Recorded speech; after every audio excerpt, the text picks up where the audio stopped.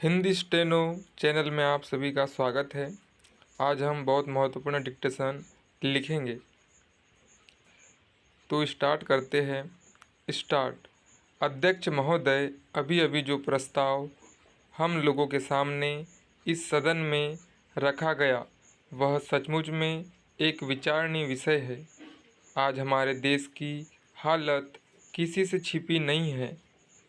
हर आदमी जानता है कि देश के कई भागों में वर्षा नहीं हुई।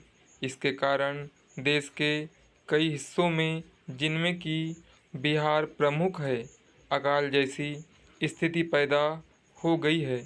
चाहे हम इस बात से कितना भी इनकार क्यों न करें कि अभी तक भूख से किसी आदमी की मृत्यु नहीं हुई है, लेकिन यह बिल्कुल ठीक है कि अब ऐसी स्थिति निर्मित होने में कोई कसर नहीं रह गई है। आप यह समझ लीजिए कि किसी दिन भी आपको ऐसा अवसर मिल सकता है कि अमुक स्थान में भूख से इतने आदमियों की मृत्यु हो गई और इतने पशु समाप्त हो गए। मैंने स्वयं इन इलाकों का दौरा किया है। करीब करीब हर गांव और कस्बे को देखा है।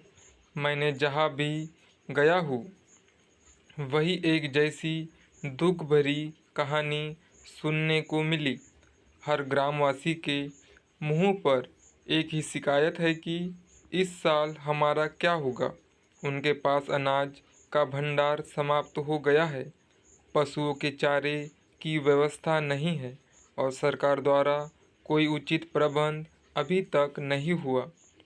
बेशक सस्ते गल्ले की बहुत सारी दुकानें खोलकर सरकार ने इस दिशा में एक सराहनीय कदम उठाया है, किंतु यह दुकानें अभी बहुत कम संख्या में हैं और गांव से बहुत दूर दूर भी है। इन दुकानों की दूरी और भी इसलिए अखरती है क्योंकि आजकल पानी न होने से ग्रामवासी किसी और मेहनत मजदूरी की तलाश में लगे रहते हैं। ऐसे समय यदि उन्हें अनाज प्राप्त करने के लिए अपने गांव से मीलों दूर जाना पड़े और उनके आने जाने में ही पूरा दिन समाप्त हो जाए, तो फिर आप ही बताइए वे बेचारे क्या करें। इसलिए जहां हम एक ओर यह ध्यान दे रहे हैं कि सस्ते अनाज की दुकानें खोली जावे, वहां दूसरी ओर यह भी आवश्यक है कि इन दुकानों की दूरी 1-2 मील से अधिक न हो।